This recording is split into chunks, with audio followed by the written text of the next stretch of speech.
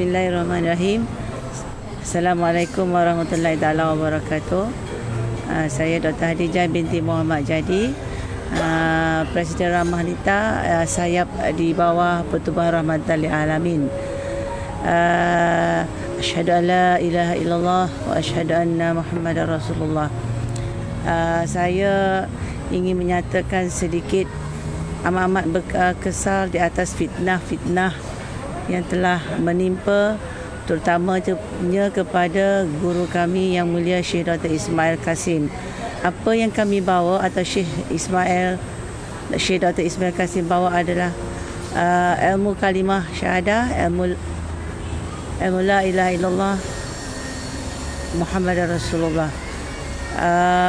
Kenapa fitnah ini timbul? Sebab satu, mungkin mereka tidak faham apa yang sebenarnya yang nak disampaikan oleh Syekh.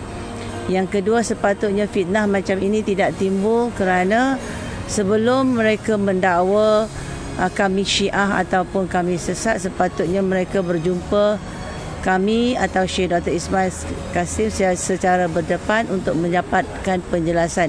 Ini sepatutnya berlaku, inilah yang hak sepatutnya berlaku, bukan menuduh secara membuta tuli. Yang ketiganya, mungkin berlakunya kekeliruan dari segi bahasa ataupun tidak memahami apa yang Syekh hendak sampaikan.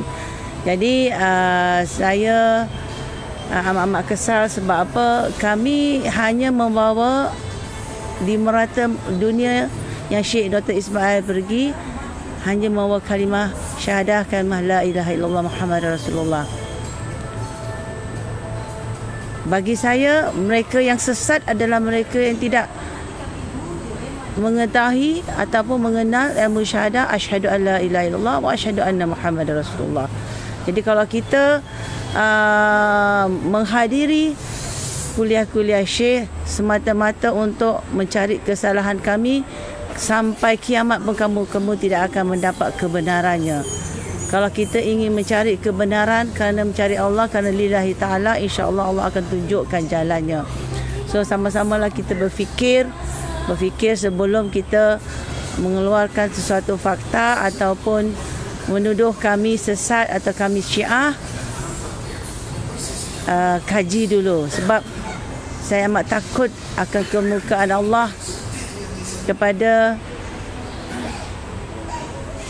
mereka-mereka yang membuat fitnah tanpa unsur periksa. Itu saja saya sedikit sebanyak saya ingin menasihati mereka-mereka yang mendengar video ini atau CD ini, supaya kita sama-sama